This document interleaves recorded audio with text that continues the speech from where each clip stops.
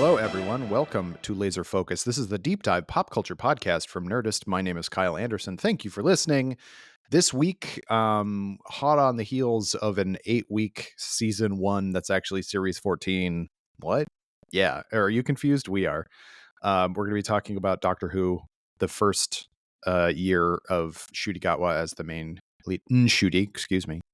Who am I? Him a year ago, not knowing how to pronounce his name. As the Doctor, only 8 episodes. We already talked about the Church on Ruby Road, which was the Christmas special. But of course, back to join me again to talk about Doctor Who is colleague, friend, and fellow Doctor Who aficionado, passionate person, Tai Gooden. Hello, Tai. Hello, Kyle. Welcome. I remember us after we talked about the 3 David Tennant specials and Church on Ruby Road. It was definitely we were definitely on a I was anyway on a high. I feel like we were like really stoked about it. And even though Church on Ruby Road was my least favorite of the 4, I was still kind of like, it's a Christmas special, kind of blah, blah, blah, blah. Yeah. I did not expect to kind of feel meh or even kind of like ugh about so much of this season. And we were talking right before we started recording, but like I liked 4 episodes, but I disliked 4 episodes, or at least I don't know. I maybe did dislike 4 episodes, but we'll see. So it's a tough one because like it's such a short season and now it's over until Christmas, and it's like, how do I feel about all this? What about you? What are your kind of prevailing thoughts about?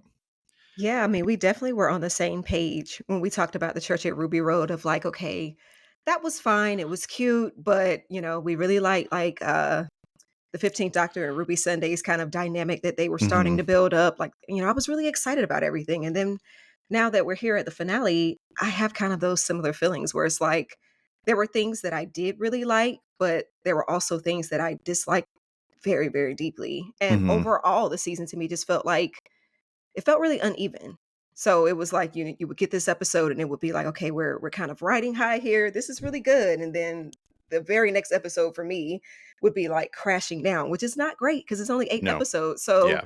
there was just really no consistency to me and like overall quality of episodes. So that was disappointing because I do like Ncuti as the Doctor, and I do Yeah. like Millie as Ruby Sunday. And I was really excited about, of course, seeing the Doctor and first time having a Black male Doctor and all of those things. Um, Going into it, I was a little bit apprehensive without knowing anything about the episodes or what they were going to be about, just knowing the episode titles and just kind of seeing who the creatives were behind it. And one of the first things I noticed is that there are no people of color. Uh, and I'm like, that's probably not going to end well, at least in a couple of these circumstances. And I was right. Yeah. Yeah. Yeah. I got to talk to Russell T. Davis before the season started. And one of the questions was like, I'm kind of I didn't ask it with any sort of gotcha in mind or anything like that, but I was basically like, you're writing a lot of these episodes. Was that sort of just a out of necessity, or was that sort of a plan from whatever?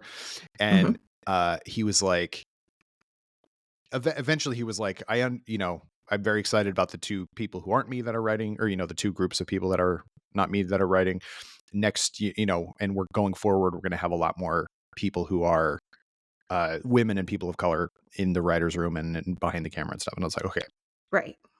So he is aware, which is good, but I didn't expect it to, I wouldn't even say I didn't expect it to become an issue like right away, but like, I don't think Russell was necessarily the right person to tackle that. This being the first Doctor of color, and kind of, we're going to have an episode that's going to be about that, and you're not even going to know about it. It's just like, don't be tricksy about that type of thing. You know what I mean? Like, Right. I don't know. We'll get into that. It's episode 5, but still, it was just sort of like, oh, yikes on bikes a little bit. So, Yes. but yeah, so we're just going to go through the season and kind of, before we get, like, it does look great. Like, the Disney money is on the screen. It looks really good. Oh, yeah. I think Shooty's outfits are fantastic. I know that that has nothing to do with the storylines or anything. I don't care. He looks awesome in every single episode, Absolutely. and I actually think he, like, really embodies, like, the spirit of the Doctor, and one thing Hmm. that I did like about this season is that we got a whole lot of different facets of him. So we kinda got that whimsical nature that the Doctor portrays a Hmm. lot. We also got, some really, like, deep, like, poignant moments where we got a chance to kinda scratch up under his Doctor's surface a bit. And then you also just have, like, pure fun and raw energy and the action of the Doctor. Like, I think he kind of embodied all those different elements that we love about this character really, really well. Like, for me, it felt 'cause I always, no matter what, no matter how many actors play this character, I always just think of the character as the same person because it is. And I Yeah. think he really, like, carried on that tradition, and you can see bits of the Ninth Doctor there. You can see bits of the 11th Doctor there. You could see some of, Jodie's 13th Doctor in there. Like, I think he picked up on all of those elements of that same character and really carried those through really well. So I love that. Me too. I think he did a really great job, and just sort of, and just so much like emotion, I guess, or just like the passion of the character is on display like all the time. He's, Mhm. even when he has to be kind of like stern, it's still just like, oh, this is a fun loving and also really like compassionate doctor. Um, which is, really, which is not to say, I think maybe we talked about this a little bit, but my problem with Jodie's doctor, and this was not her as an actress, it was the way it was written, but like is so buried in like, does not want to talk about emotions at all, that, like to a degree that it's like, well, you don't even seem like a, I mean, you're an alien, but you don't even seem like a person most of the time. You're Right. just so closed off. And in, as a, the other way is somebody who's full of emotion and full of, you can see how they're feeling all the time. And I feel like Ncuti really portrayed that in a great way. Um, and it's just nice to see that in the doctor, like, Yeah. um, and I feel like, yeah, he came fully formed, which is good when you only have 8 episodes, 9 episodes, if you count the Christmas special. Um, so yeah, looked really great. I think Millie was great. I thought Millie Gibson did an amazing job, especially because she's only Oh, 19 years yeah. old or 20 Yeah. years old, I guess. Incredibly like uh, resolute in all of her choices and everything like that, which was, again, just really impressed. I mean, who am I to say? She's exactly half my age, which makes me feel really old. But this is the first time the doctor has ever been younger than me, Yeah. and it's weird. It is weird. I don't like it. They're so young, and I mean, I think that kind of plays into some of that, like, emotional wearing their, emotions and their Yeah, hearts on their sleeve and everything like that because they are young, and so they're got, like, this, like, fresh, like, vibrant energy, and they're just reacting to everything, like, yeah, the emotions are just coming exactly as they are. yeah. It's Yeah. and it's really fun. It's really fun to see, and that's another case where I wish we had more episodes because, like, I just like their Mhm. dynamic a lot, and because of, scheduling being what it was, Ncuti had to finish shooting Sex Education, and so was completely unavailable, or was mostly unavailable for 2 whole episodes. Right. Um, and that just kind of meant, I mean, it meant that Millie had a lot to do in one of those episodes. Um, but that we just got less of the Doctor and Ruby together, and I think that is a bummer, especially considering where, Mhm. I know she's not gone for good, but like effectively she's stepping back at least for the time being. So it's sort of just like we barely got to know Ruby. Right. Yeah, they were really just starting to hit their stride, and, Yeah, now it's kind of up in the air. I mean, we know she's gonna be in season 2, but we don't know to what degree. exactly. So, we may not ever really get that take. Even when she does come back, there is another companion that's coming into the Hmm. mix, so that's gonna completely change the dynamic of everything that's going on within the TARDIS even when she does make her reappearance. Yeah. Yeah. It's never gonna be the same. Um and also they just sort of had to shorthand, by the end of the season when she's saying, I'm gonna stay and, see what my life is like now, which we'll get into. But like, she's like, you've shown me so much, and I want to like, has he? Did he? How much of this is off screen that we're talking about? because it's not actually that much. One whole story she doesn't even remember. Anyway, Just okay, bits and pieces. yeah. 73 yards. So let's do it. Let's go through the season. It's wild. Again, it's so wild to me that it's already over. It's only 2 months. But the premiere was 2 episodes. Well, I guess 7 weeks. Mhm. Space Babies and The Devil's Cord both dropped at the same day and time if you're on Disney Plus. So let's talk about Space Babies. Still, I think my least favorite of the season. I really disliked Space Babies. It was Yeah, so stupid. it is at the bottom. It's not at the very bottom for me, but it's definitely close to it. Like, it just I was worried after I Yeah, watched this episode. I was like, "Oh boy, this seems like a filler episode if I've ever seen one." And one yeah, thing that you don't need in a 8-episode season is filler, especially when you have, this new companion, you have this new doctor, you have all these new like extraneous characters, Ruby's, mom and grandmom and this new mystery and stuff that you're setting up. Like there's plenty to be able to focus on and yeah. to be able to build up and everything. Like it's just we did not need it. It was just very silly and ridiculous. And also it's like the whole like booger monster, all of that, like we've done this already I know. before. And that wasn't good then. It's not good now. No, I have long stated that my least favorite episode of Doctor Who ever, at least in the new series, it was Sleep No Sleep More, no which more. which Yeah. is the one that has eye booger monsters. Yes. Um, and this has just Nose booger monsters. snot. Yeah. What? And it only works. So here's the thing: it only works if you know that they call boogers bogies and that they call the boogeyman the The bogeyman. bogeyman. It Yes. doesn't make sense to most Americans because we don't call those things that. Right. Um, And you're aiming a lot of this, like, it's so very clear that Doctor Who is now aiming at trying to grow its American audience. yeah, So that was a choice to yeah, make. Yeah. and boy, yeah, it just really. Um, I thought it was so like, and just kind. I won't say. I'm not a child. I'm not a Gen Zer, so I'm not going to say it was cringe, but it did make me cringe a few times when Mhm. we had the voices coming out of these babies and they're like, "I love you, Ruby," and it's like, "Oh my Oh god, gosh. this is so stupid and cloying and like just not Yes. Not stupid in a fun way, no." just ridiculous in a ridiculous way. And the fact that Shooty or the doctor, I should just start saying the doctor, like anytime anybody says babies, he always immediately goes space babies, and it's like it's like almost funny the first few times, and then after that, it's like okay, Right.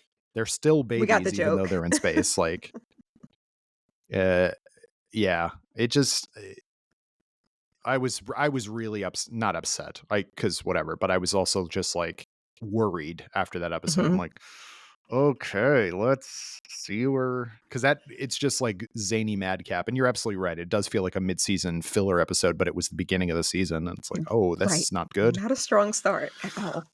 Start with anything else. A friend of mine also said that because he is unsure what was actually supposed to be the premiere because this clearly doesn't feel like it was supposed to be the premiere. Maybe No. the Devil's Cord, but also it feels like the Devil's Cord should have happened later in the year. So then it's like, what's Yeah. the beginning of the season? You know what I mean? And I don't know. I can't really say that there is like a clear answer to that. Yeah, When you not from what I can tell. Because the Devil's Cord, I mean, is so deeply tied into it. You get this whole thing of like, there's the one that waits, right, that's coming and everything. And obviously, we get the answer to that at the end of the season with, Sutekh and all of those things. But it's so far removed that I almost forgot that Maestro even said any of those things I know. to the doctor. And I'm like, oh, yeah, that's what they were talking about. Yeah, it Yeah. w- and like and I thought Harriet Arbinger was one of the stupidest things ever, which is in The Legend of Ruby Sunday. But then I Goodness. forgot that was in The Devil's Cord because it was so many weeks ago that there was Right. also the little kid named Henry or whatever Arbinger, Harry Arbinger. Harry Yeah. Arbinger. And it's like, that's all. Hmm. They're Right. Those things are deeply connected to each other. But then we went on kind of all these different like extraneous adventures and stuff in between that. how am I supposed to remember any of those things if they're supposed to be connected, or at least feed that stuff into other episodes a bit Yeah. more so it's kind of at the forefront of our mind? Because to me, those were lines that almost felt like I wouldn't necessarily say throwaway, but then eventually it was like, okay, maybe this was just a thing that they're never really going to Right. resolve or address, which happens in Doctor Who and other shows as well, whatever, where you think it's going to be some kind of thread through and then it's just kind of a bunch of nothing. And then it ended up Hmm. being something. And I had to remember, like, where did I, like, literally, I had to go back and read my old posts an old post that we had on the website about it to remember that those things even had a connection at all. Yeah. Because and also it's just not good. Right. Like Harry Arbinger is stupid, and then having Harriet Arbinger be later in this as it's the Harbinger, get it? And it's like, yeah, of course we get it. Right. That's like real Dr. Acula situation. What if these words were similar? It's just like, Oh, I can't say. And there was don't way do too much of that. that this season. But yeah, Space Babies is dumb. The Devil's Court I did like more and more in retros, like the more I thought about it. But like having those two back to back on the same day was like, okay, here we go, tone. Right. Because it's the first Total one is like swing. zany and wacky, and the second one is like incredibly campy, as you would imagine. Mhm. Um, I think that Jinx Monsoon's performance as the Maestro is good. I like the idea of that character. It's Mhm. big, it's grandiose, it's everything you'd expect it to be. I don't kind of think that the whole idea about like they go to see the Beatles, but the Beatles suck and they know they suck, but it's like it doesn't make any sense. Like the actual plot doesn't make sense. If you remove music, it doesn't mean that people are like, why would they want to make music if music If sucks? music is terrible. Yeah. Yeah. Yeah. Why they're like, well, we gotta Yeah, like, you would think that they would just be a silent world. yeah, Yeah. Why do it at all? yeah, and then maybe be like, you know, oh, the Beatles aren't making music. What happened? Like that's the problem. Right. It's not Yeah. that they make terrible music. It's that they should be making no music. Yeah. Um, Yeah, go I back in time and it's like an abandoned studio. yeah, You're expecting them to be there, but no one's there. You're yeah, looking for Beatles paraphernalia, but none of it exists. Or just have it where the Beatles don't exist at all. hmm, You're going around asking people and they're like, "Who's that?" yeah, During a time where they were the biggest group in the world. right, Yeah. yeah. And then, but they did kind of. I mean, that was already sort of done with that movie Yesterday, which I also didn't really like. Um, but yeah, so I don't know. It was just sort of like clearly they wanted the Beatles to be in them also, and I'm not gonna disparage actors or at all, but it's like they didn't even get people who kind of looked like the Beatles. They mostly just had the haircuts, and that was it. Yes. They just found 4 random guys. "You 4, get in Yeah. here. Do you Cut your mind if hair we with cut your hair? into a bowl That and hold an was instrument incorrectly." that was that was wild. My daughter pointed that out. She's a musician, and she's like, "He's not even holding the guitar right. He's supposed to be the Beatles." I'm like, "Oh, dear." Yeah, I don't understand what the Beatles had to do with any of that at all. Like, you could have taken a lot of that out, and it wouldn't have made a difference. No. Yeah. I did love Um. Jinx Monsoon though. Like I like the campy feel of it, and I Yeah. think I think they played the character. It's just like it was just really fun and entertaining to Hmm. watch. Love the song, "Daddy, Daddy Me." Yeah. It's a fun line. So there were definitely some some fun elements in there. And again, I mean, they were trying to set some things up, but like you were saying, the ordering of the episodes was a problem. Where that's something that definitely should have come like very close to, if not right before some of the things that we were getting the finale. Like, that could have been, like, the 5th episode. Yeah. Yeah.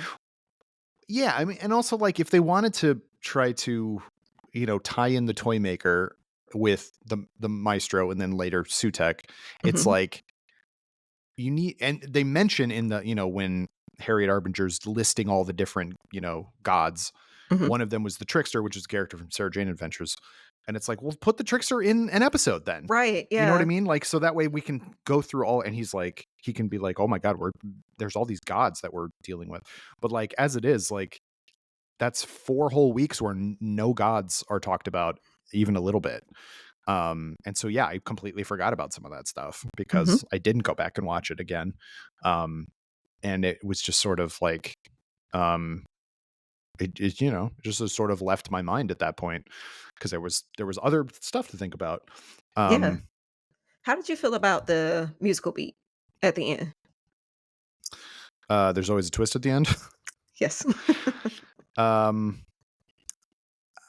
it was fairly shocking actually at the because again it was sort of like there was just a big musical number in the church on Ruby Road, Mhm. and now 2 episodes later, I mean effectively one since it's 2 in 1 week, um, we have another big musical number.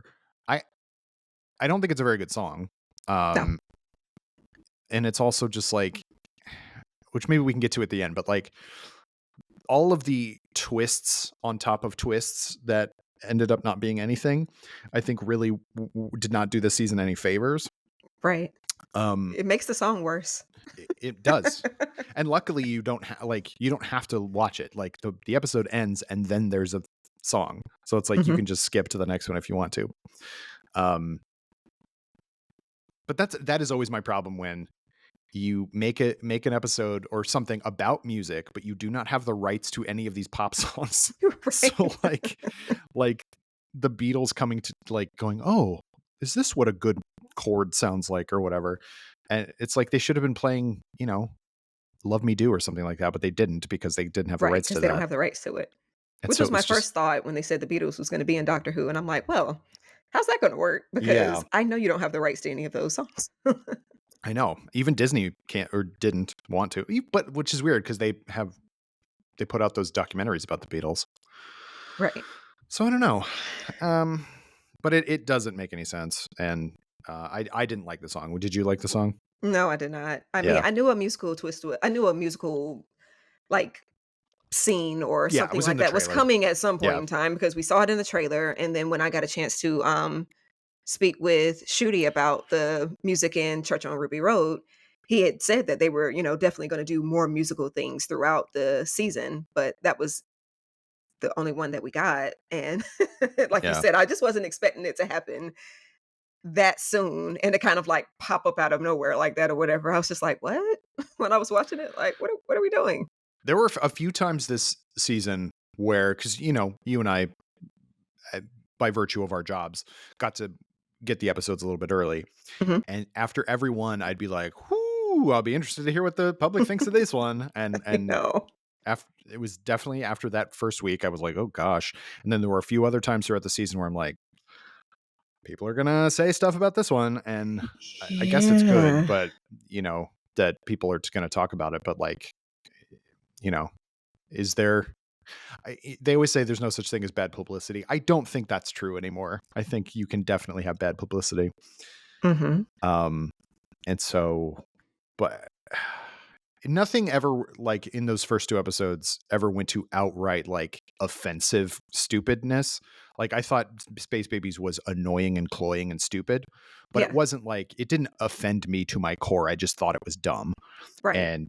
And um the Devil's Chord like almost worked, but again, like if you have an episode about music and then you have a composer on staff that you could ask about stuff, and yet like, because at the okay, so this is a point. This is a nitpick. This is a musical nitpick. Okay. So the whole thing is about finding the particular chord that offsets the maestro's chord, which, Yeah. but they don't find a chord. It's a scale. Do you know what I mean? He never once Yes. plays it as a chord. He plays it Right. as a scale, and it's like, oh, the last Ding, ding, note is ding. wrong. It's like that's not Yeah. how chords work. Right. Um, and so I just was like, okay, that I don't understand why that was the big thing, and like you, so the maestro was like getting trapped by each successive note, and then get to the end and it wasn't the right note, and then now she's completely free, and it's like, well, that's not how that works. Like, No. Wouldn't she just be partially trapped? right, you'd still be partially trapped. Right. I don't know. Some Oh, of that was boy. silly. Yeah. Um, Yeah, I figured people would probably feel very middle of the road about mhm. Space Babies, and either middle of the road or either they would just be, like, on the side of, "This is stupid." I figured Yeah, that most people would like Devil's Court, just because, like, Jinx Monsoon is so, like, beloved by so many people. sure. It was really exciting, to see Jinx in Doctor Who, and the performance is like fun and campy and stuff. So I figured most people would just kind of like get the fun aspect out of that. If nothing else, I like the Hmm. villain here, even if the other story elements and stuff don't make sense Yeah. to me. Yeah. Yeah. I agree with that. I think Yeah. there was a really good villain and a really cool idea that was kind of just buried in a very like vibrant looking episode. It was very Hmm. pretty, but It also was. it just kind of didn't quite jive with me. But so then the week after that we got returning showrunner running. Jeez. All right. Mouth. We got returning showrunner writing an episode. Stephen Hmm. Moffat wrote Boom, which was a complete tonal shift, Oh yeah. um, and really kind of tense and everything, and where the Doctor steps on a landmine in a war-torn moon and then has to not move while all this other stuff is going on. Hmm. It felt very Moffat-y to me in kind of the way that Moffat does stuff, which is that there's always sort of there's a really good central idea, simple but like done to an interesting degree. But then there's Hmm. always there's always a kid. There's always a father's love. There's always unrequited romantic love. Yeah. It's just like, oh boy, just greatest hits there. And then of course there's the system being evil and untrustworthy and stuff like that, Hmm. which is I guess just sort of sci-fi in general at the moment. But I will say, those things aside, I did really like Boom. I thought it was good. I did. Yeah, Yeah. Ncuti was great in it, and Millie was too, for that matter. Oh my gosh, it gave them a chance to, and Yeah. with kind of taking Millie a little bit out of the game, towards Hmm. the end or whatever. I mean, it really gave us a chance to see the 15th Doctor shine. It was our first time really getting kind of like that big, like, I'm the doctor monologue moment from him or whatever. So it's like, okay, he can do more than just, kind of be like flirty and fun and, and whimsical and like he can really dig into like these deep, deep emotions and everything. So I love seeing that come through. Um, I I was really curious when I first watched it because of Ruby and this whole, adoption storyline and everything like that Hmm. about how people would feel about the very end when the machine's asking her like, or getting ready to tell her who her next of kin is, and she's like, "Who is my next of kin? Who is my next of kin?" And I'm like, "Well, your next of kin is Carla, Yeah, your she adopted mom, the you. person that adopted you and raised you and everything like that." So I figured that would be kind of problematic, and I noticed a lot of people who are adoptees speaking up on that or whatever and saying that Yeah. that line was just really really problematic for them. And I mean, of course, I don't think Moffat was really thinking about it in that way or whatever. No. I mean, it's supposed to tie into the whole thing of like, I want to find out where I really come from and, and who brought me into this world and the whole mystery of her mom. I mean, he's definitely thinking about it on that very like surface level type of thing. Right. But it just goes to show you how much our personal experiences and our lives and stuff kind of inform the way that we process through things, you Hmm. know? Yeah, absolutely. I think it's sort of like, because you hear next of kin in the context of the show and you go, I get what they're trying to do. They're trying to allude to the Right. fact that she doesn't know who her biological parents are. Right. But you're absolutely right. That's not what next of kin means. Um, like my next of kin is my wife. We are not blood related. You know what Right. I mean? Like, so like that's not how that works at all. Um, so like, um, and I do think that it was just kind of throwaway. It felt like, hey, put that line in because that'll add to the arc of the season. But I do completely understand where um, adoptee viewers will watch that and go, that's not good and right and whatever. And like Right. putting so much emphasis on finding the birth family throughout this season, making it a big mystery. Mhm. While Carla is there, like effectively just watching, like, Yeah, it just felt like it was so, like, generally speaking, like, dismissive of her yeah, and all that her and, and Ruby's grandmom have done to, like, yeah, raise and shape and take care of her and stuff like that, and Carla was, I mean, definitely understanding and wanting to be supportive of her daughter and stuff, but that just speaks even more to how good of a mom she right. is. Like, she's not jealous. She's keeping her heart open and she's understanding that, her daughter wants to find out more about her biological parents and the Hmm. circumstances, kind of this mysterious circumstance behind her, her birth and her adoption and everything like that. But yeah, a lot of times it did to me, it felt dismissive of her at times. Yeah. And eh, I don't know. It was like there was too much going on. And the fact that like you wanted to make sure Ruby had a good, supportive family, which she does, Mhm. but then also make so much about the season. And I know this is slightly off topic for Boom specifically, but like if they'd have said a few, like at least once, like, you know, I was always curious who my birth mom was. I know she, you know, gave me away all this stuff, but now that I know there's some kind of weird mystery involved, I'm like even more devoted to figuring out who it is. And it's like, that makes more Right. sense to me than I need to know. Like, it's like, Yeah, you don't, there's a piece of me missing, and I'm not complete unless I know oh, this information. I would have liked exactly. for it to have been more about the mystery of, like, okay, like, maybe there's something strange going on with her, and Yeah. they hinted at that sometimes, but they never really leaned into that, and I would have liked to for them to lean more into that as opposed to, "I feel incomplete Yeah. because I don't know who this who this woman and, Hmm. for by extension, who this man is either." Right. Yeah. Didn't even mention the dad until the very end of the scene. It's like, I know. I'm like, so now "Okay." that's not important, or that's Or now is suddenly it? important. Yeah. I don't know?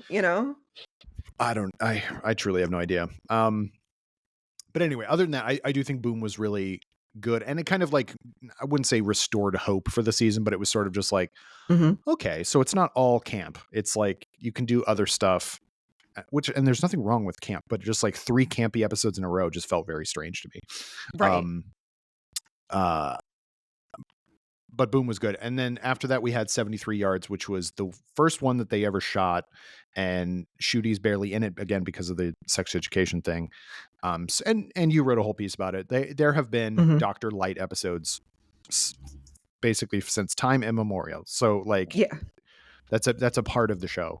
Um, but I mean, I think this is without question still my number one of the season.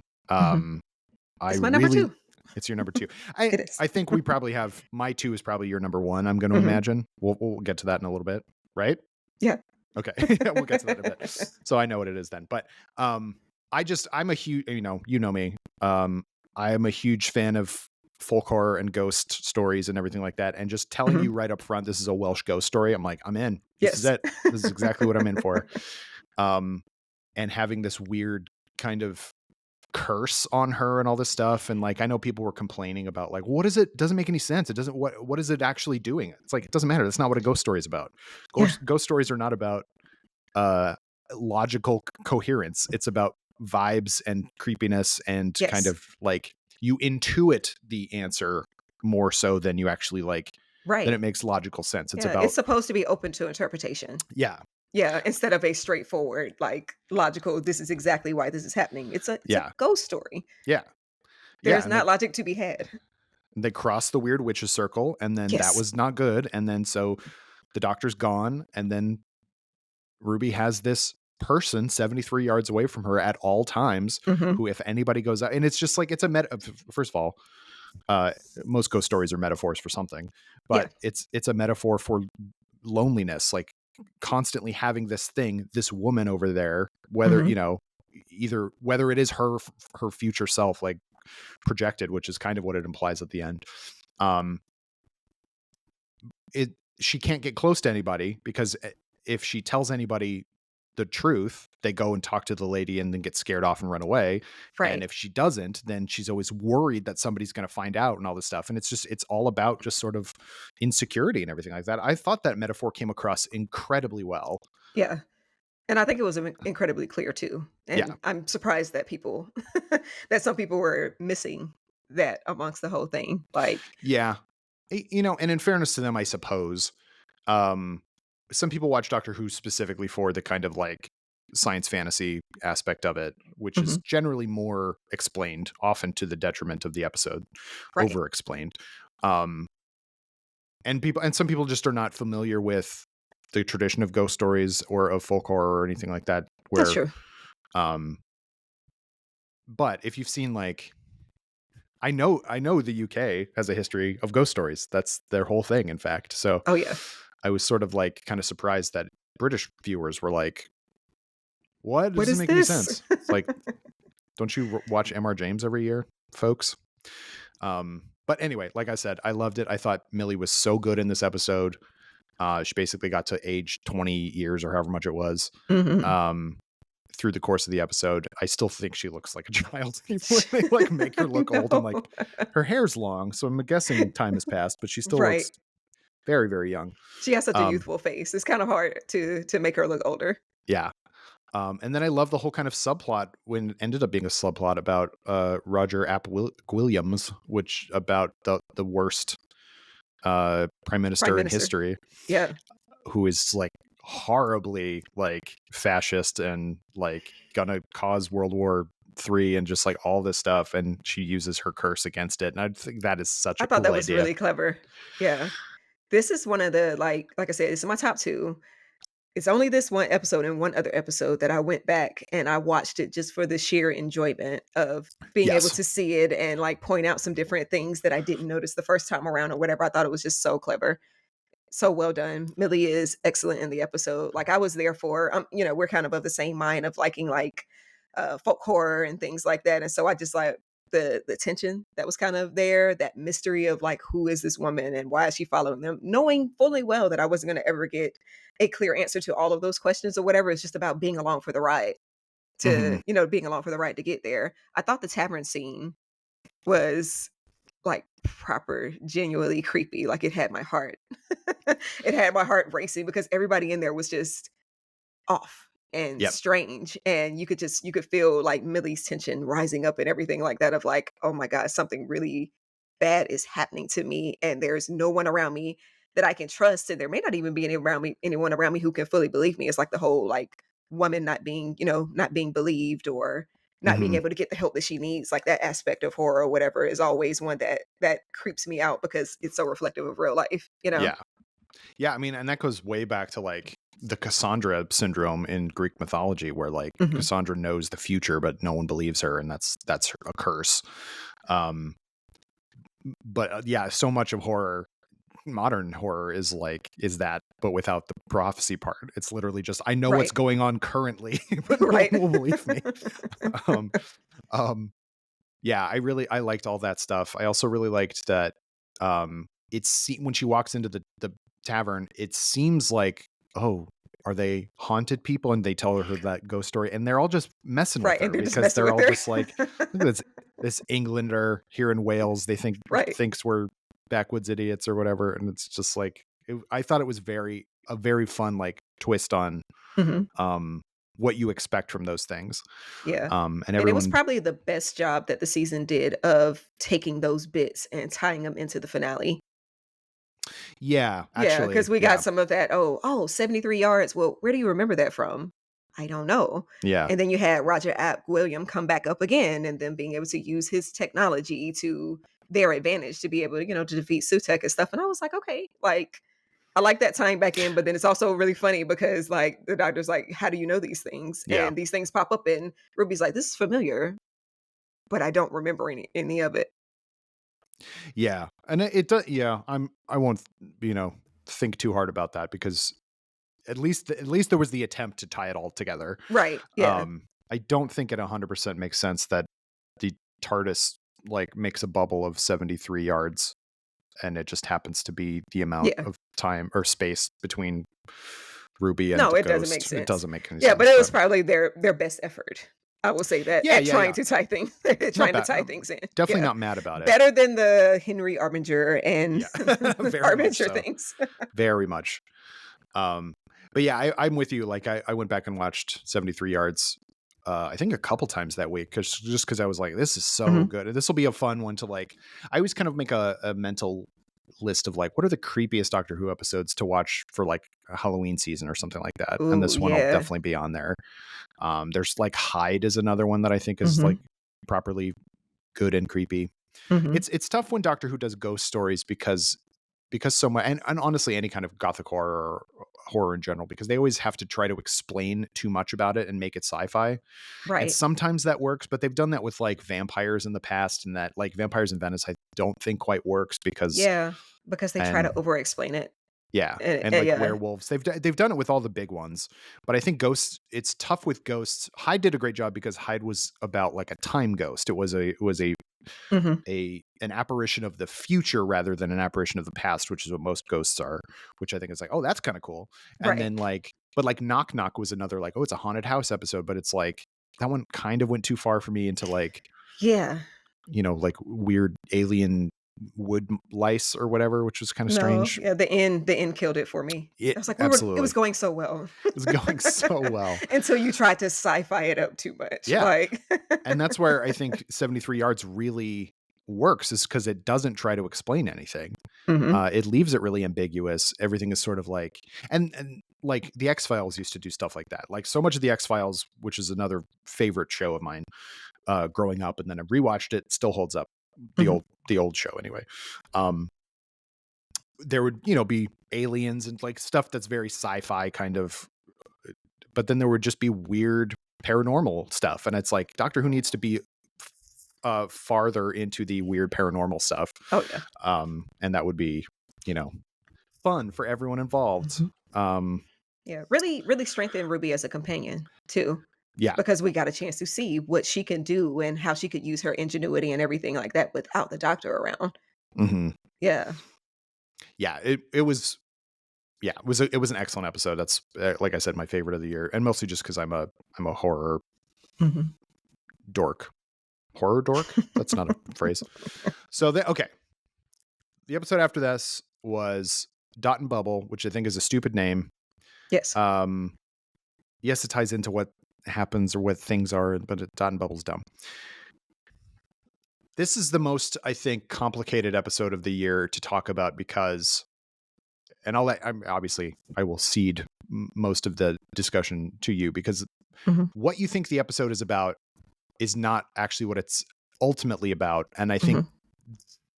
it was going along so nicely. Do you know what I mean? I was like, this works as a they're not really in it kind of episode, Mhm. with a completely different, lead. I feel really bad because the actress who plays Lindy Pepper Booth had to basically be the face of all the BTS footage for that week. And it's like, why are like she seems really nice, but like I don't want to hang out with her. Do you know Right. what I mean?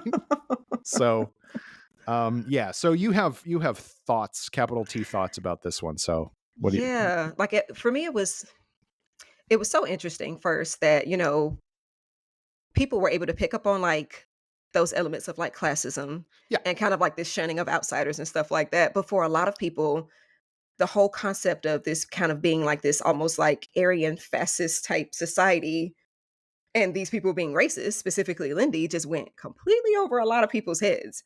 And again, I think a lot of it is just because we have our experiences that inform us, and a lot of times certain people could catch on to certain things because that's a part of their overall experience. I pretty much picked up on quite a few things right away. First thing I Hmm. noticed was that there are no people of color in the background. I'm like, okay. And these people seem kind of like Paris Hilton-y, Yeah. kind of she's kind of like a bit of a parody of that person or whatever. So somebody that's, very like wealthy and white and kind of lives in a bubble, like not just Hmm. like physically in a bubble sometimes, but just in this general like societal bubble or whatever. I noticed how she was very dismissive of the Doctor Hmm. and was definitely less dismissive of Ruby, even though she Hmm. still saw Ruby to be beneath her. So I'm like, okay, you're racist. Like that's Hmm. great. So let's see how this episode is going to handle all of this because I'm keeping in mind that I'm like, okay, there is not a person of color writing this. I'm not sure how this is going to go, and it ended up being like super problematic for me. So like I always keep in mind that, the doctor is not human. But the fact of the matter is that the doctor does present as human. And Hmm. right now he's presenting as a black man. So that's got to be taken into context, in terms of how he's treated by those people around him in any episode, as well as how he reacts to things. You know what I'm saying? So, like, it would have been different for me if the ending had the doctor take a firm stance against what was obviously happening.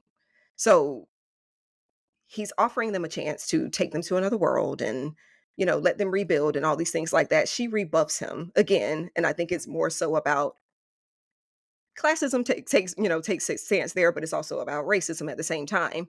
I think the doctor taking a clear stance against what was happening would have sent a clear message to not just people of color watching, but everyone watching, that no one is responsible, specifically people of color are not responsible for educating or saving, or however you want to frame that, people who are hell bent on being, racist and bigots and things like that. Instead, with the doctor pretty much begging to help this person, is like, yes, you can blow these really blatant punches at me.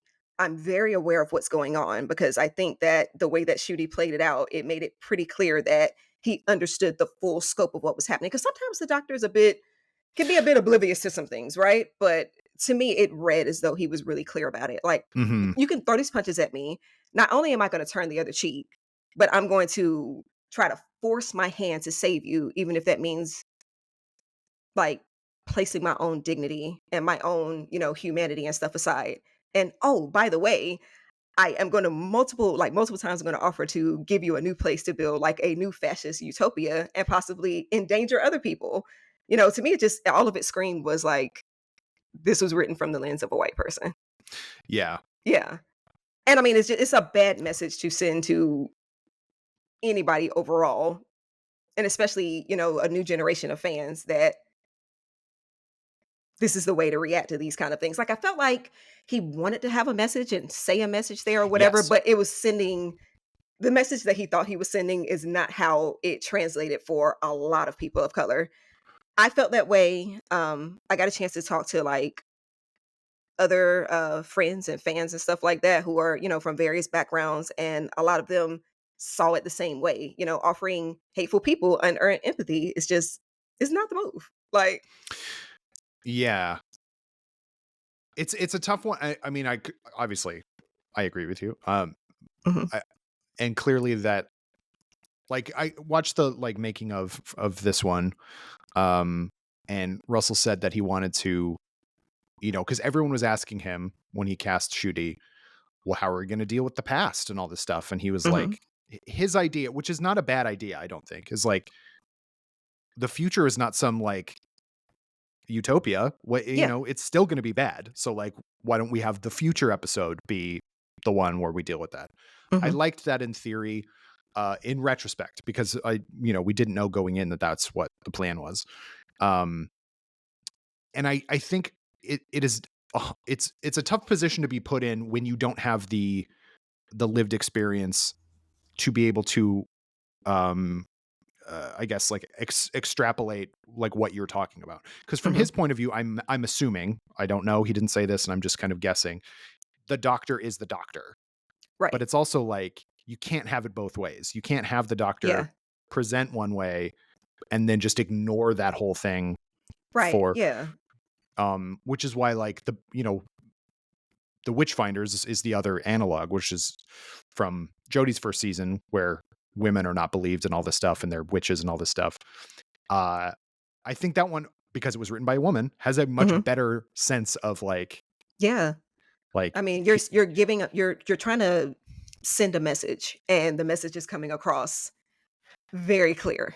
In the Witchfinders, or whereas it is here, there's a message coming across, but I'm like, it does not feel like the correct messaging in that situation. right. And Yeah. and I do think that like his performance in that moment where like he kind of he starts laughing It's like great. hard, like that kind of Yeah. screaming laughter that you do when you're like, this is Mhm. the stupidest thing ever and I'm so frustrated. It was Right. amazing, but there's nothing in the script there and for him to like, he then hides behind quote unquote being the doctor again, and you're absolutely Right. right. It's like, I'm going to offer these awful people a chance to go build a new society. Like, why would you do that? Yeah. Like, Why? It makes no sense. And I mean, to suggest that was the solution to the problem was right. just not great. And Yeah. I have to hope that were, I mean, this probably wouldn't have been written the way it was or at all if Ncuti had actually been around to film more of it. But what I was going to say is that like, if he hadn't had the um, scheduling conflicts and everything like that, they would have had more time, hopefully, to like Mhm. discuss it, like between him and uh, Russell. and maybe kind of come to a better, add a few more lines that kind of Right. Yeah. make him seem less weak in that moment. Not weak is not the right word, but you know what I mean? Like, Right.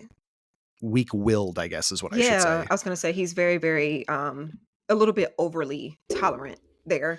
Yeah, And I don't think you have to go as far as like with the 12th Doctor and Thin Ice, where he literally punches a racist in the face. Like that's not for sure. always the answer, but I think it could have been a moment to really, like you said, add a few more lines in there and have kind of this controlled frustration and bit of rage come out there. Mhm. But like I said, in this very controlled fashion or whatever, I think that Ncuti would have played that out very well. I think it would have gotten the message. I think we still could have seen Ruby kind of having that real-time realization of like, "Oh, I thought this was one thing, but perhaps it's not what I thought it was," or whatever. Because I mean, she probably has some frame of reference or grasp on this too. Ruby is somebody who's being raised by Black people.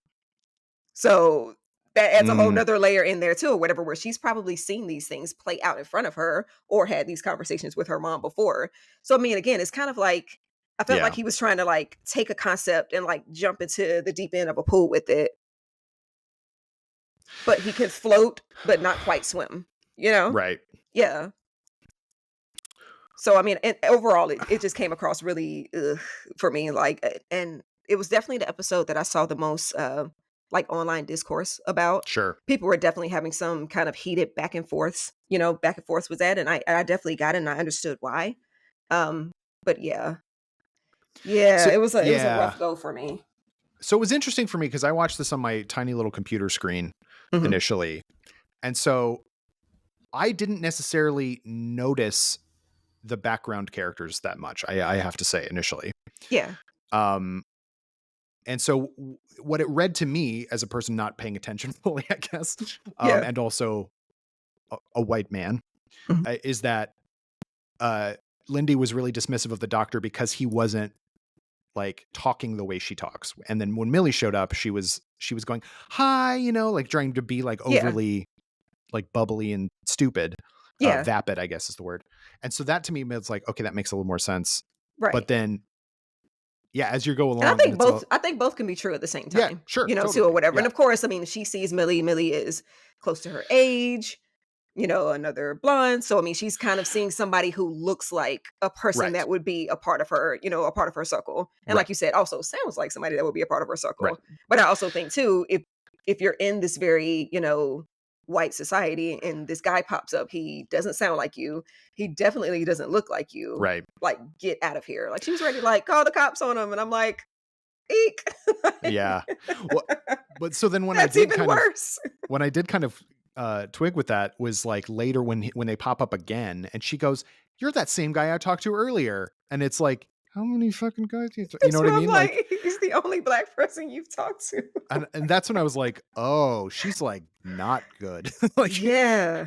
and so it was a tough episode to watch because again, I think the premise is cool. Like, I think Mhm. the idea of like these people in a horrible, social media bubble, literally, Right. they won't even put the screens down in order to walk on their own. They need to be guided. They don't know how to do all this stuff, and they're Yeah. being eaten alive and just aren't even aware of it. I think is a like obviously a huge like satire on current, Sure. the world where people are constantly looking at their phones and all this stuff. Yeah. You start adding those other layers though. I mean, you have to be fully ready to address those kind of things. Yeah. Exactly. And Yeah. I think that like there was a lot. I mean, never let it be said that Russell C. Davies doesn't have a lot of ideas. Mhm. And maybe, but I do think, yeah, like certainly in retro, but also you get to the point where Lindy meets the pop star guy and then just completely sells him out in order to save herself. It's like, It's just there's no way, like at that point I was like, well, okay, she's the villain of the episode. Like right. she's not a good person. I don't care if she gets off this planet alive. And then when everyone else in that, in the sewer or whatever is just like, oh yeah, you can't sit in the boat with us. We won't get it. It's just like, are you Oh kidding? my Like, God. I was like, this is where we were going These the whole people are time. terrible. It's a really tough one. So, um, it definitely makes like wanting to watch it again tough because like, Mhm. it does have that kind of ending that just kind of spoils most of it, which, or I guess the whole thing is again, I'm coming from a place where I didn't even notice the background at first. So like, Yeah. um, but again, and I don't think that actress did a bad job. But No, no, she was great. um, but it's a Yeah. tough role to do, and Yeah, I was I gonna don't say, think many I think it people was would. a little bit of reaching there for some topics that are pretty heavy, and you have to be, like, fully prepared to be able to address those things. I definitely think if the doctor's reaction had been different, um, it probably would have played out a lot better for me. It probably would have been a lot more palatable for me overall. Yeah, it Yeah. needed to have that. It Right. needed to have the Yeah, I'm moment like, at it's the end. either a direct punch or it's a punch up. It's not kind of like, we're leaning hard into this, and then at the end, it's just like, Yeah, people are bad, but it's okay or whatever. I'm gonna do whatever I can, no matter how you treat me and treat others. I'm gonna yeah, do whatever I can to try to save you. Like, that's not a good message to send, no. especially in the climate of our society and where we are and where we've been for the past, few years or whatever. I'm like, that's not a great message to send. That's so interesting because I just the second thought about like from the, if which I'm sure is what happened. Russell's looking at it from the doctor screaming, "Let me save you," and they won't because of prejudice. Mhm. That I'm sure to him is like that's what's going on in the world. Like people Right. are doing things that are self harming. I didn't mean to say it that way, but you know what I mean. Like Yeah. that hurt themselves societally or whatever just because they are so rigid in their horrible backwards beliefs and stuff like that. So he's Mhm. coming at it from that. It's like that's how stupid these people are. They won't even Right. get, go on this ship for 20 minutes because a person of color is the pilot or is the one telling him to do it. Right. But you're absolutely right, obviously, that having this doctor say it that way just Right. makes him look like a fool kind of. And that was Yeah, this. I was gonna say, it makes it seem like, again, it's okay for you to treat me badly and deny my humanity and deny my dignity and to hate me, and it's supposed to be my job to Right. save you and change you and Right. make you better or whatever, Right. and that's Yeah. not the doctor's responsibility, and by extension, that's not any marginalized person's Right. responsibility to people who are, determined to stay rooted in their hatred and their willful ignorance, Yeah. Yeah. Yeah, yeah. If he'd have just said like, all right, you know, you made your choice. Like, I'm right, not going to make you not be shitty or anything like that right. whatever, um, we can rewrite this episode and let's do it. No. But it definitely made that episode, hard to watch, I guess. It was, yeah. And definitely hard to think about afterwards. And and I feel so bad for Kelly Cook is the actress's name. She's like going on a set tour and stuff like that. And it's I just like, know. you play such an awful And they've got character. you playing a terrible person. You seem like such a nice lady. Yeah, it's true. And then after this, is the episode that I suspect is your number one and my number two. It's Oh, yeah. Rogue, written by the other guest writers of the season, Kate Herron and Bryony Redman. Mhm. And this, of course, is I think by like this is the best Doctor Who episode of the season. Yes. It feels classically Doctor Yes. Who in every sort of way, from the villains to the way that the Doctor is interacting with Rogue Yeah. to, everything that's going on with Millie, where you always have the companion kind of like getting lost at some point and going off on their own adventure and somehow like just stepping their way right into the middle of trouble and the doctor has to save them. You've got like the stakes at the end where, you've got to have this, this big choice. Like, it just, everything about it works for me. I love it. I love 15 and Rogue together. Like, Yeah. there's fan fiction just floating around in my head about them right now. I'm sure it's probably floating on the internet too. It was Yeah. a fun episode. Jonathan Groff was a great, great guest star here. And I love the fact that like, Russell T Davies, of course, is a queer person anyway. So Mhm. like, and has written extensively about, has written many shows about the queer experience and everything like that. So it's not like he would steer away from it. Mhm. But looking back at the 2005 version of it, it's incredibly heteronormative in its romance. Yeah. Even with Captain Jack, it's still pretty. Otherwise, he was sort of just like, Torchwood is pretty gay, but like Doctor Who itself was not. But that was the time. You know what I mean? Like, Right. I think there was some worry that's like, well, you can't have the doctor be too, you know, Right. uh, on the, whatever, on the Kinsey scale or whatever. Mhm. But they really didn't do a good job, I don't think, even though in the story they made, Yaz fall in love with 13, and they didn't do a good job of kind of contending with that. I still don't think. No. Um, Whereas this, it's like, oh yeah, the doctor is a feeling individual Mhm. and can be attracted to people. This version is attracted to men, we know for sure, like for a fact. Right. Yeah. And like steering right into it and actually making it like a very believable and kind of tragic, semi-tragic love story, I think was a really cool idea. It was. Yeah, I And I not, wasn't sure if they would ever do that or not, I know because there were it was always very kind of these little hints, like in Church and Ruby Road, where he had, like he said, he had a hot summer with Harry Houdini. So I was like, okay, that's what we're gonna do. We're gonna kind of right. like, Allude to kind it. of Yeah. make him, queer, kind of in the way that he speaks, how he calls people like babes and honey and stuff like that. So we're gonna do that, and we're gonna kind of like allude to it with these kind of one-off, lines that we'll never really see play out on screen. So I was really surprised because I'm like, wait, are they flirting with each other? And I'm like, okay, okay, it's just gonna be like light flirting in the way that the doctor is sometimes flirtatious with people and is not even aware that he's doing or Right. whatever. And then I'm like, oh no, they're flirting with each other. Like Right. this is a thing. And I was like, I love it.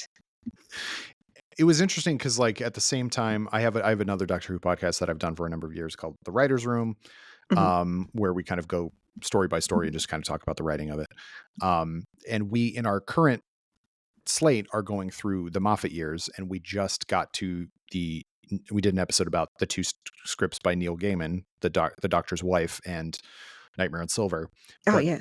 especially the Doctor's Wife, we were kind of reflecting on, like, it's so strange to watch these again in 2024, knowing that Rogue, the episode is doing a really good version of romance Mhm. between two male characters, and that is just like, what if the TARDIS were a lady? And it's just like, ugh. What are we doing? And like, that's the only way in 2011 or whatever that was, that could have worked, is if you had, Right. that he calls the TARDIS sexy and all this stuff. And it's like, unless it is a sexy lady, the audience won't buy it. And it's just so Right. funny to see It's how so far ridiculous now. how far we've come. And that's good, obviously. Like, it's honestly, it was kind of cringy to rewatch The Doctor's Wife. And because of that stuff, it's just like, oh Yeah. God, this is just like, whoa, right? Wow. Look how hot the TARDIS is. Like, what a weird It was weird. world. It was strange to me then too. I was like, okay, I'll Sure. go along with it, but Yeah. I think I was more willing to go along with that kind of stuff. But again, like, even just 13 years ago, like, it just felt like a completely different Mhm. take on the material. And now you see how far we do know that the show has come. But yeah, so anyway, to get to what other stuff I liked about Rogue, I loved the setting. I love the fact that it's like, Mhm. somebody pointed out, which is technically true. So the aliens they keep, the Doctor equates it to cosplaying, where they want to pretend to be these other people, and so they take over people's lives. And like, I want to live as this person and stuff like that. Yeah. That's actually LARPing and not cosplay, but fewer people know what LARPing is. Yeah, I think they use cosplay just because it's a more Yeah, more widely known term. Yeah. I mean, that's true. I was fine with it. Yeah, it doesn't matter to me. But I love the fact that they were bird people. Like, like you said, it just Yes. kind of feels like a classic Doctor Who premise Right. and setup, and the villains are just weird bird aliens. Yes. Why are they birds? I don't know. It I doesn't don't care. matter. They all looked like different birds, which is, I thought, Right. was cute. And I really loved, yeah, just kind of like the playing on the scandal. What would the scandal be? Well, if two men were dancing Right. in Regency era England, of course that would be a scandal. And I just thought that was That's so great. funny. And also, I am always on board for a rakish bounty hunter space character. And Yes. so, like, the fact that it was Jonathan Groff was just like perfect. And I love that whole sequence. Oh, and I guess we should talk about when the Doctor's, faces all go rotating around. One of the faces is Richard E. Grant. Mhm. who you might go, what? When was Richard E. Grant a doctor? Well, he was in a previously non-canonical animated serial from 2003 that Mhm. they thought he was going to be the ninth doctor in animated form, but then the show ended up coming back and sort of decanonized that. That's called Scream of the Shalka, which I believe you can watch on YouTube. Yes. Um, Yeah, when you wrote about it, I shared it with a bunch of people. That was a big question for a lot of folks. It's like, there's a face in this yeah, lineup that I don't recognize. Like, are we getting someone else this season, or what exactly does that mean? uh, it's definitely, it kind of feels like a throwaway thing. It's also Yeah. interesting when I was doing my research into that, because I'd seen it. I have a DVD on it, but um, I hadn't watched it in a long time. But I also forgot that like in 2004 or 5, Russell T Davies was actually fairly dismissive of Richard E. Grant's performance. He was just like, he's just in it for the paycheck kind of thing. He Mhm. doesn't care. And it's very evident from his vocal performance and stuff like that. But now Richard E. Grant has been, first of all, he's been in Doctor Who. He was the guy who was taken over by the Great Intelligence, and then the Great Intelligence in series 7. Yeah. Um, but then he was in Loki as, old Loki and stuff like that. So it's like he's more in tune. Maybe in 2003 he was a little more, oh, must I, that kind of thing. Right. But Yeah. I think it was a nice little nod to him. I think, yeah, Yeah. because he was the only, I mean, if they have like, if Peter Cushing had been in there, I would have just like lost my mind, because that would be amazing. Because Peter Yeah. Cushing played Dr. period Who in two very non-canonical Dalek movies, where he's just an Mhm. inventor named Doctor Who somehow has the ability to make a time machine that is a police box that is bigger on the inside. It's so How a human ridiculous. man has the ability to do that?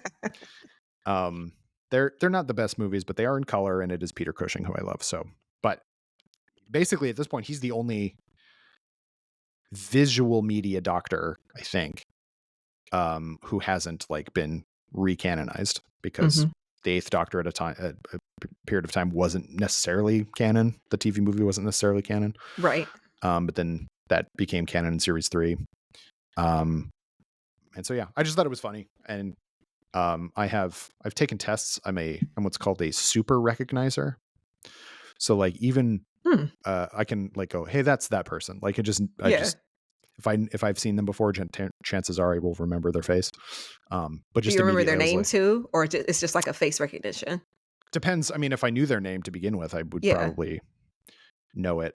I'm also weirdly good, which they don't really have a test for this, but like when like celebrities do voiceovers for like car commercials, I'm really good at picking You out could who pick those out the are. voice. That's Yeah. interesting. Yeah, I can remember a face, but most of the time it doesn't really matter if I knew their name or not. Like, it's hard for a lot of names to stick with me. I don't know why. Like, I can remember that I've seen them in something, and I usually can remember what it is, but I'm just like, what? Mhm. I always have to Google and look up that person's name. Which is tough when you don't know when you only know the face. Right. It's like, how do you Google a face? Who is And this I'll person? just look up and I'll look up like such and such and such cast, and then just hope that There you Google go. has like the cast Yeah. rating and stuff there. Yeah.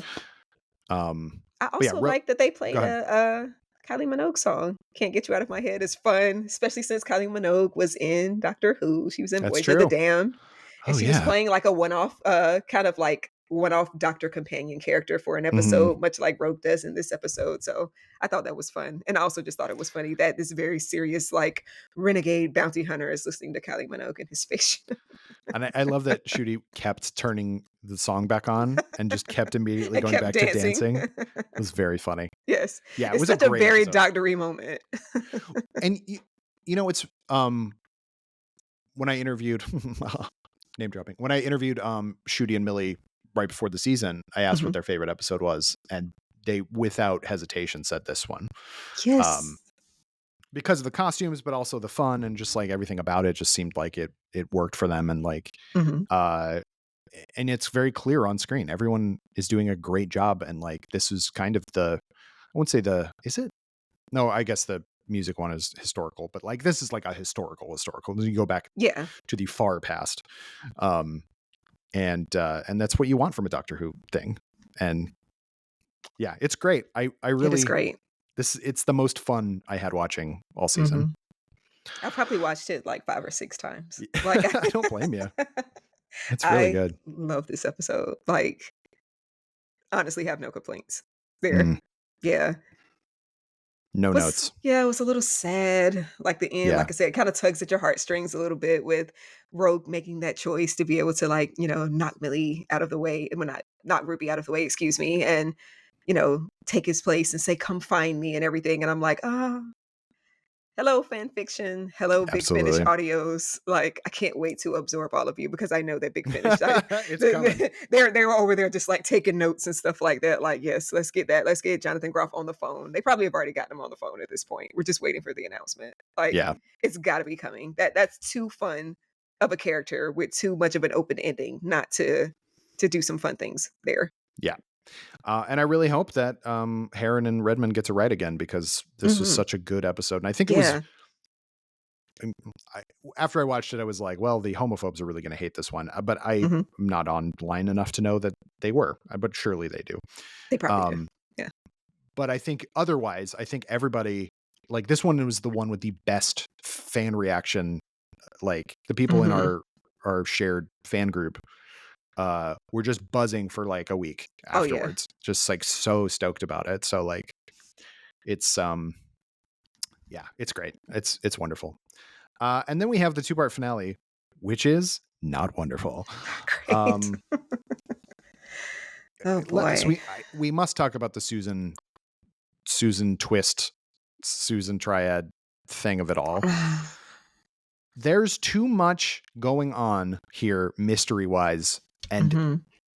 Nothing not, pays off. yeah, none of it pays off. Mm. So we have the Legend of Ruby Sunday, which is all set up to the big cliffhanger, which RTD does very well, and then I don't think Empire of Death does anything interesting. No, There's some nice moments. We get a lot of Bonnie Langford as Mel, which I appreciate. I love I that adore her. character. Yeah. She's wonderful. Everything's great about her. I love Unit, of course, Kate Stewart, all that stuff.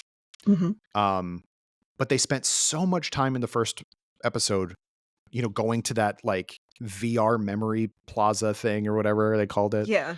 Um, trying to see if they could figure out who the mom is and all this stuff. And then like Right.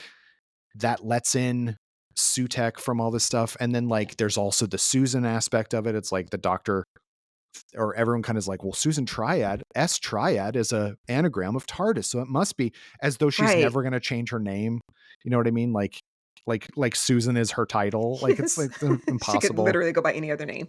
And also the actress named Susan Twist is sort of like a joke in and of itself. And the fact that she appeared in every episode and all this stuff. And, Yeah. um, so the whole season, everyone's going like, what is this? And people were like guessing about all this stuff. And the fact that the doctor says at the end of the first episode, it was the wrong anagram. But Sue, like the name Sue and technology is not an anagram for No, it's Sutekh. not. I'm like, it's, "What?" it's like, That's it's a that's not how pun at it's the best. spelled. Yeah. No, Sutekh is not spelled Sutechh. no. Uh, I, I thought that, I mean, I had you ever audibly seen, groaned. I was just like, "Oh, what?" a friend of mine, said like DM'd me after I'd already seen the episode. There was a lot of, uh, speculation going around, but if it's Sutekh, I'm going to scream. And I just went, interesting, Oh, no. because it is. That's exactly Sutekh. what it is. And I assume he screamed.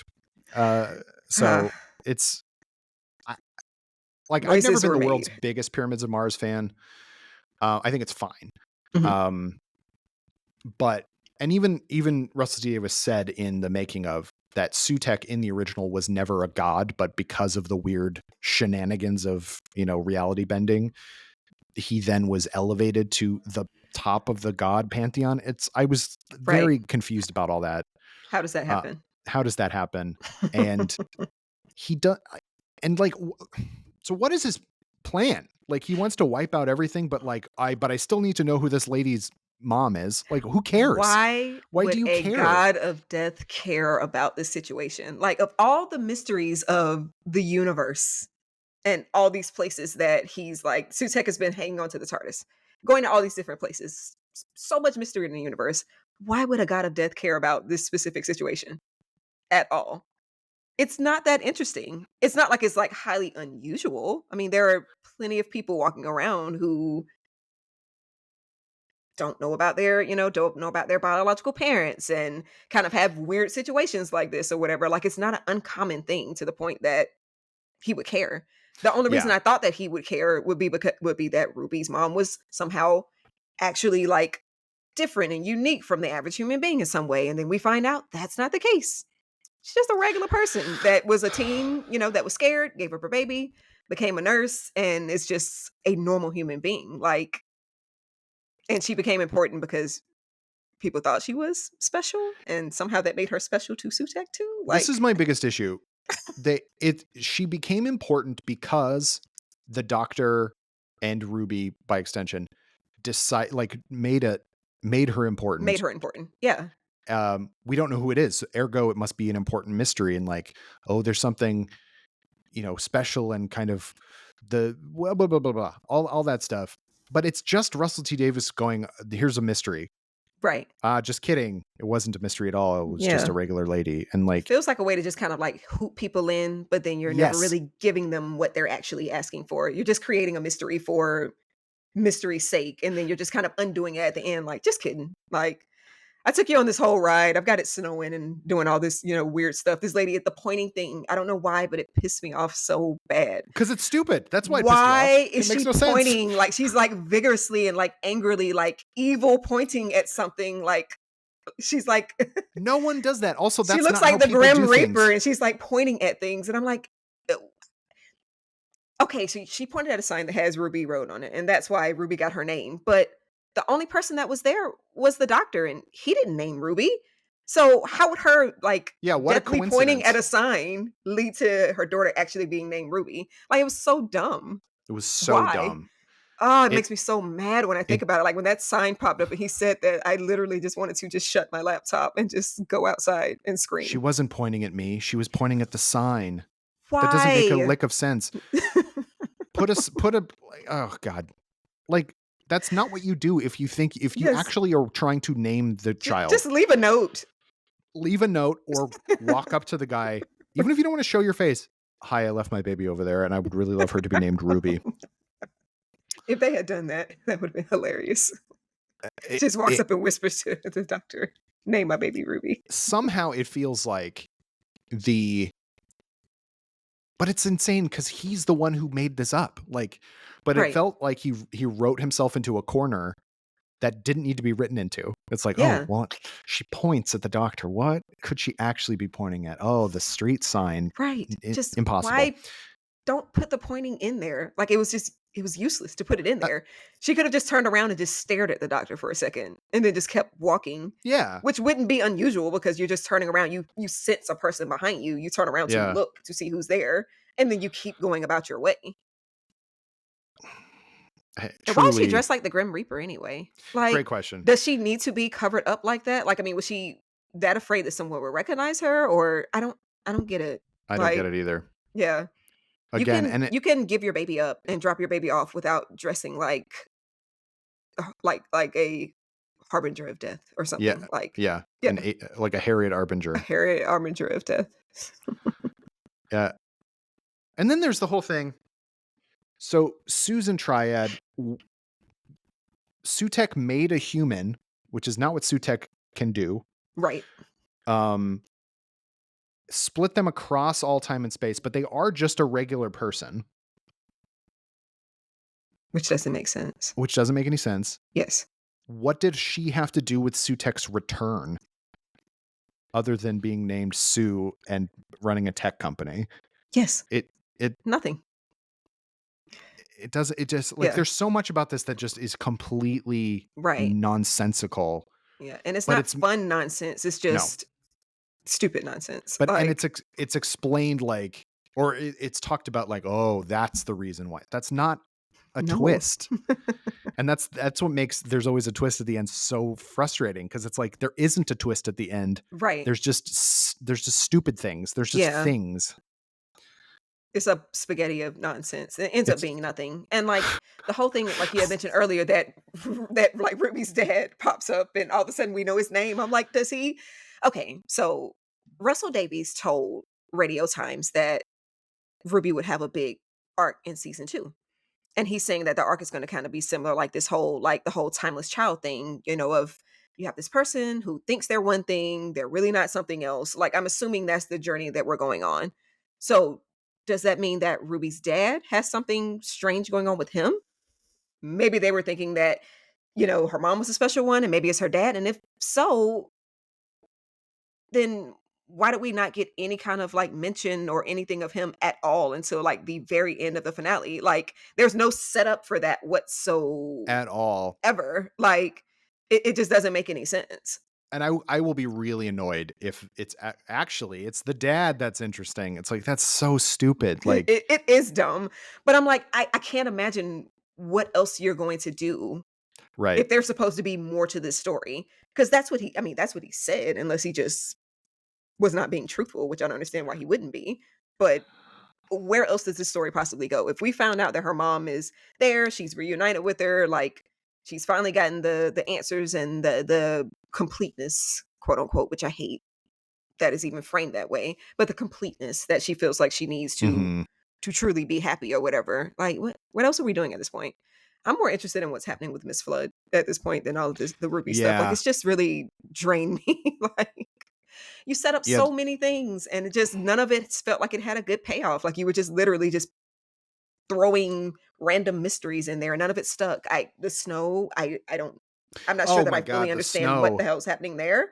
Like, What because was the she deal? felt such a strong connection to her mom, she was able to Change bring the weather weather. patterns? Like, My she God. stormed. Like, what's going on? Like, I don't Yeah. get what's going on. I mean, if she were Storm, that would be interesting. But yeah, there was just a lot of nothing there, which is a Yeah. huge problem when you have only 8 episodes and Mhm. 2 of them are just this big, just word salad. Also, so here's the whole thing. Here's the other part about the Sutekh thing that I think is dumb. So he's killing the entire universe because Mhm. that's what he likes to do. That's his jam. But in order to, so by that point, he's already found out, or he more than likely has already killed Ruby's mom. Yes. So what does he care who it is? They're dead. It doesn't matter. Right. Yeah, and they kind of had a line in there saying, like, how was she able to hide away from him this long and all of that stuff like that. So I'm like, well, did he kill her? Or did he somehow miss her because she was that mysterious? Or what does that line mean? Like, there were just so many things at the end that I'm like, I'm not sure. Like, if ever there were a time that you actually were going to like bring some kind of clarity to something Yeah. and not leave it ambiguous, like these are things that you probably should have been a lot clearer about. You can't make a mystery contingent on the identity of a person and put so much on. Honestly, it's very close to Star Wars prequel level stupid in terms of like Palpatine's plan doesn't make sense if you know that Darth Sidious is Palpatine. Right. And I don't really care to get into all that right now, but like the show is presenting it like, oh, it's some big mystery. We don't know who it is, even though we all know who it is. Right. And then, but like, it doesn't, why would he want to, I'm going to have the Chancellor murdered, but you're the Chancellor. What are you Right. talking about? It's ridiculous. Oh So, boy. and it's approaching that level of stupidity. And I will say that obviously there was a lot of good emotional acting and like good performances. I'm never going to Oh yeah. disparage but there's an element of, the stakes, and RTD has a history of this with Doctor Who finales, of the stakes being so high Mhm. that it actually conversely takes away all the tension. So Yeah. like at the beginning of the episode of the last episode, once like Sutekh has revealed himself and all this stuff, Mhm. and people start turning into dust, it's like, oh no. And then like once all of unit turns to dust, I'm like, well, Yeah. this isn't real. I was gonna This say is you're good. dusting too many people. Yeah, Like, this is gonna get rewritten, and then all of a sudden the entire Earth is getting rewritten. It's like, okay, well, clearly that's not gonna right. stick. Yeah. But it's like, so you completely like nerf the Mhm. impact that it would have to see all of UNIT, and especially Kate Stewart, who we've seen a million times, Right. and most of us really love Kate Stewart, Yeah. get completely turned to dust because, well, the universe isn't going to stay dust. Like, Right. and it's the same thing when there's like a kid involved. Like if it's a little kid, it's like, well, they're not going to kill a little kid. They do once, maybe twice, but like Right. For the most part, for you the know, for the that's most not gonna part, stick. Yeah. it's like there's no stakes at that point, and it's like, Yeah, the but entirety of UNIT is funny because I'm like, "Aren't they getting a spinoff? yeah. You're gonna kill everybody? Really?" Well, and it's also like, Rose Noble is there. It's like, you're just going to kill off that character now too? Like, Right. Very unceremoniously, I might I don't add. think Yeah. so. There's no way. Yeah. So that kind of stuff is just like, why would you do this?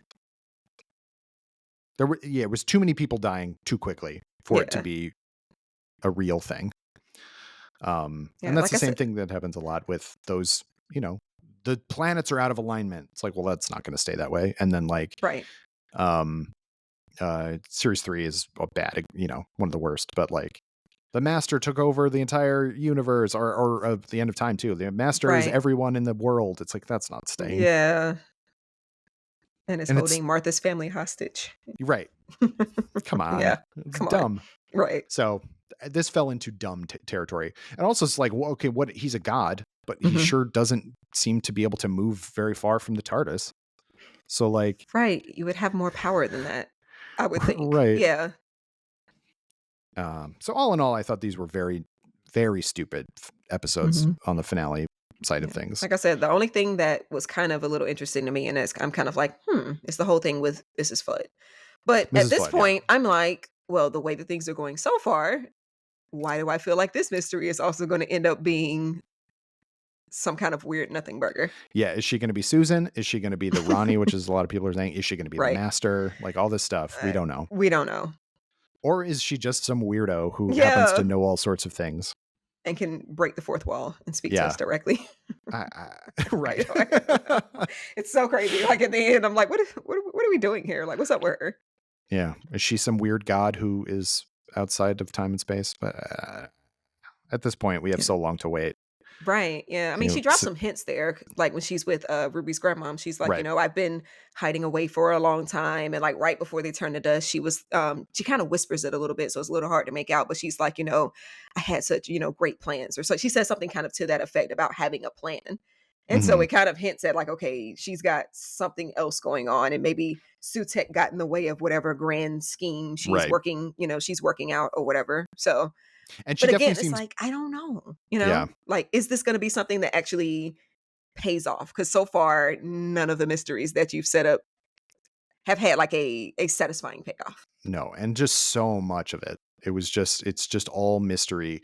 All of that first episode of the two-parter is just set up for the big reveal that is not a good That's not a reveal big reveal. and a lot of people who did not or don't have the kind of encyclopedic knowledge of the classic series are like, who's this?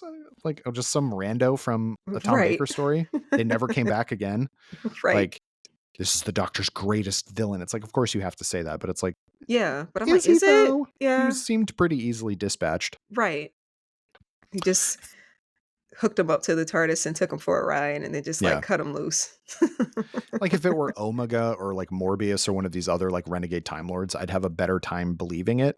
Right. Because it's like, we know what a Time Lord is, but it's just like the fact that they had to say, Ruby was like, what's the deal with the all the ancient Egypt stuff? It's a cultural appropriation. That's not funny. Yeah.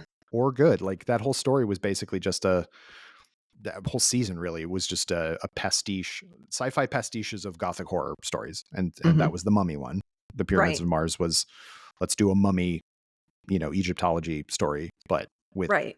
and then, and then Brain of Morbius is Frankenstein one. And then there's, they actually didn't end up doing the Dracula one until much later, which is called State of Decay, which is about like the ancient vampires who are actually like, old hemivores or whatever. But making him like the be all end all of, the god of death and stuff is stupid. Which is that is technically what Sutekh or Set It was the actual Right. Egypt god. I made myself tired talking about all that. So yeah, all in all, I would not say that the season was like a rousing success. I would say, Mhm. you know, I'll give extra points to like the performances and the look of everything like that. I would say it's maybe a 60% success overall as a season.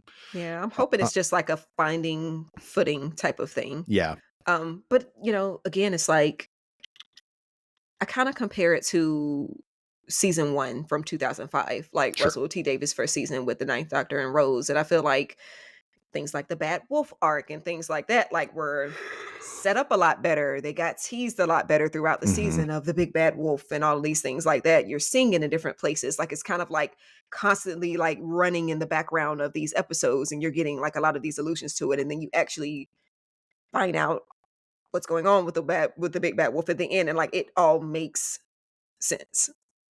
Hmm.